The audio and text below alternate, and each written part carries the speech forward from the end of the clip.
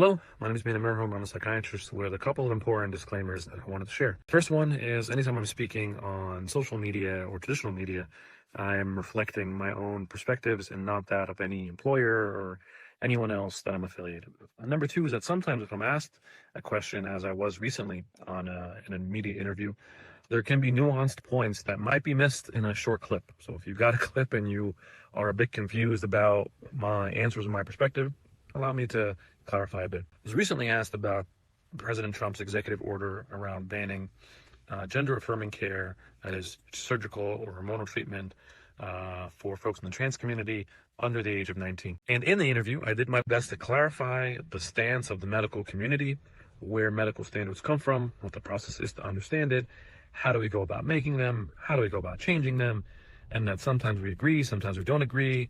And I wanted to also add that in some of these stances, in particular around this concept, the whole world is looking at data, the whole world is learning what's going on in Europe. Each country there, France, Norway, the UK, are trying to understand how do we best serve folks there. Because what everybody agrees on is that young people who are struggling with any of these symptoms are at risk for suicide, and they're really high risk, and we want to care for them. We want to love them the best way that we can. Having said that, sometimes there are medical standards that come to be that we may not all agree with. And for me personally, when I wanted to share my personal perspective, which I didn't think was appropriate to do on that news station, which is I'm personally a Christian, and I have my own Christian convictions, as my shirt will say. I'm unashamed about that.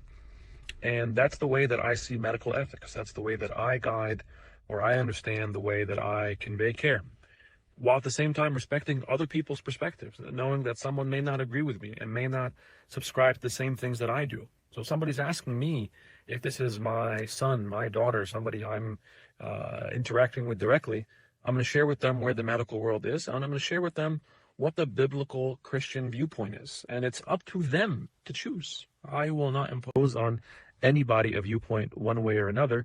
The biblical framework that if you subscribe to that viewpoint, which I do, is that there is sanctity of the body and that our body is not our own.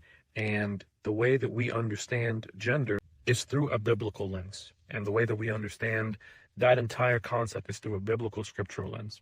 If that's something that you subscribe to, fantastic. If that's something that's not, and you want to go a different route, that's also up to you in this day and age. And I wanted to be able to convey that in a difficult, nuanced way on the show, while showing here's where the medical community is, and not everything from the American Medical Association is biblical. Not everything from the American Psychiatric Association is something that everybody has to agree with, but it's still science, and it's still meaningful. It still has value and holds weight, and we shouldn't just dismiss it with a stroke of the pen. While at the same time, we don't follow everything blindly. We don't just say, oh, because the standard is there, then we all do it. But I want to guide somebody through so they can make an informed decision. The difficult thing for us is if we're not even able to have a conversation and it's black and white, which team are you on? Are you for this or not? Are you pro this team or not pro this team?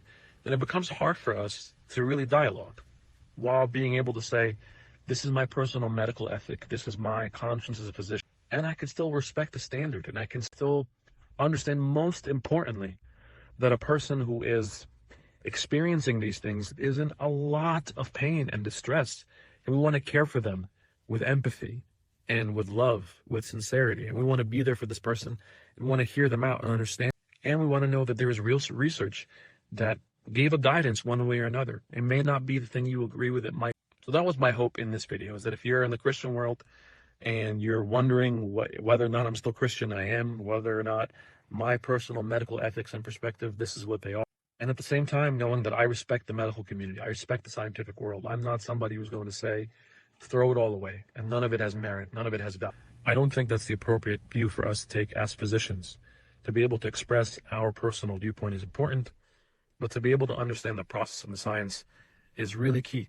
And then for us to have a conversation without automatically just judging one another or labeling one another is hopefully something that we, in particular as Christians, can do.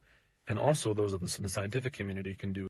And if you have a feedback for me or a perspective, I'm happy to learn. I love to be able to learn, especially when topics, the reality is where we're going to be right now is everything in medicine is somewhat politicized. Everything is going to be somewhat divisive.